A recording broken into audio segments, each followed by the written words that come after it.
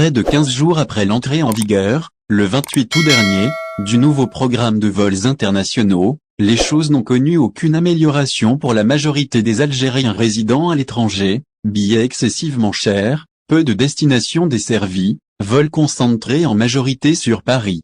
Plusieurs pays, qui abritent d'importantes communautés d'origine algérienne, ne sont toujours pas desservis. Parmi les cas qui suscitent l'incompréhension figure par exemple le Canada.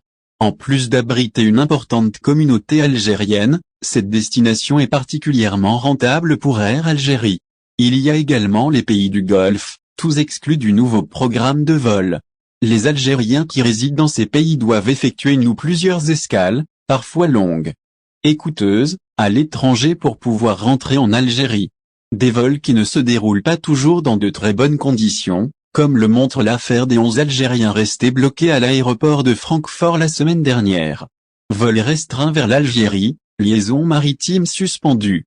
Dans ce contexte, beaucoup s'interrogent sur les raisons pour lesquelles le gouvernement a limité le nombre de vols internationaux à un moment où tout plaide pour leur augmentation, la forte demande à l'étranger, la disponibilité des aéroports, la situation financière difficile d'Air Algérie qui vient de solliciter une nouvelle fois l'aide de l'État.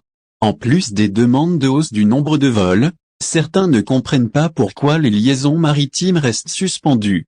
Rien ne justifie de continuer à fermer les frontières terrestres et de ne pas reprendre toutes les liaisons maritimes et aériennes avec des capitales mondiales comme Londres, Montréal, Bruxelles, Genève, Le Caire, Doha, Dubaï mais aussi Lille, Metz, Strasbourg, Mulhouse, Lyon, Marseille, Nice, Toulouse, Bordeaux, Nantes, et autres villes où la présence des Algériens est importante, écrit Abdelwahab Yagoubi, député de l'émigration et membre de la commission des affaires étrangères de l'APN, sur sa page Facebook.